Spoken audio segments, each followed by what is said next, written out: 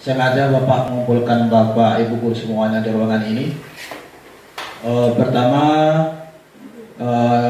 untuk membahas, mungkin kita mengulangi masalah-masalah tugas kita keseharian, yaitu berkaitan dengan pembelajaran kita dan juga kita masalah kompetensi kita sebagai guru.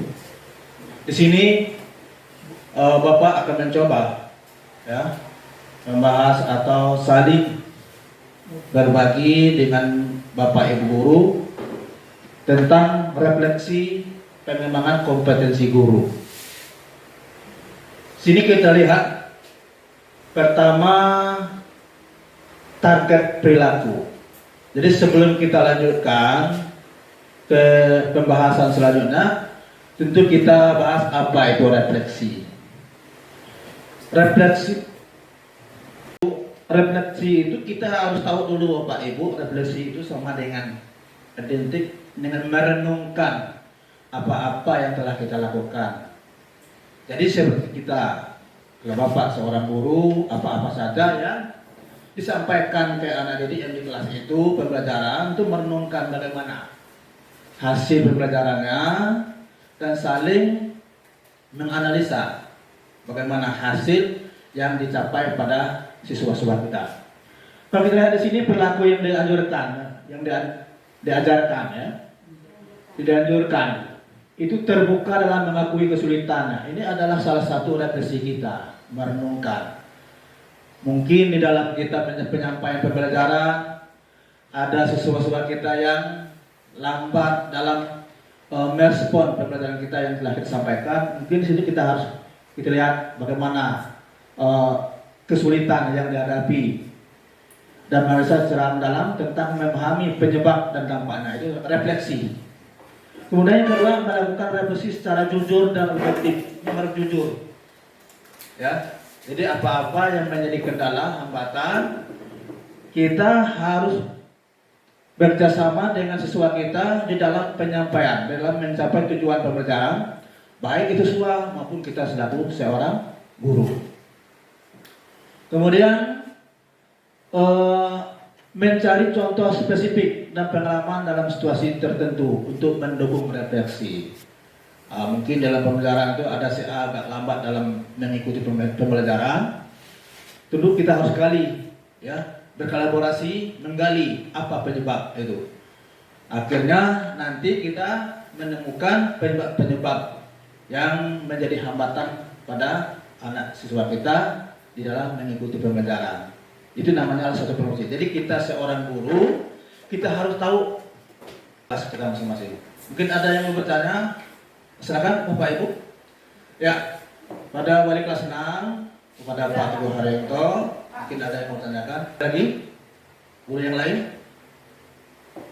Ya, guru dari guru kelas 4, dia akan mencoba untuk bertanya. Silakan, Bu. Kan kemarin sudah observasi, kami melakukan pembelajaran.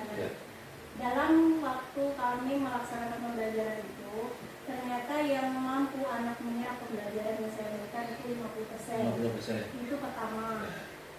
Karena otomatis kita juga refleksi, kita coba pakai metode pembelajaran yang lain. Nah ternyata tidak 100% juga, hanya 80%. Nah mungkin sharing aja lah dengan guru-guru yang lain. Kira-kira mungkin yang cocok yang 20% ini mungkin yang memang benar-benar dia di bawah standarnya. Pertanyaannya solusinya lebih kita, maksudnya solusi untuk yang 20% seperti apa? Oke.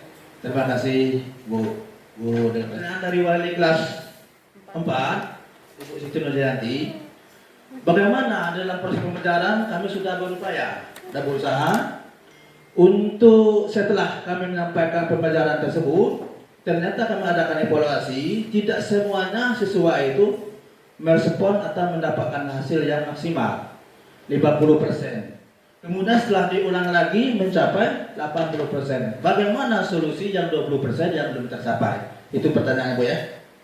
Saya gini, di dalam 20% berarti Ibu sudah tercapai 80%. Ya. 80% berarti 20% yang belum.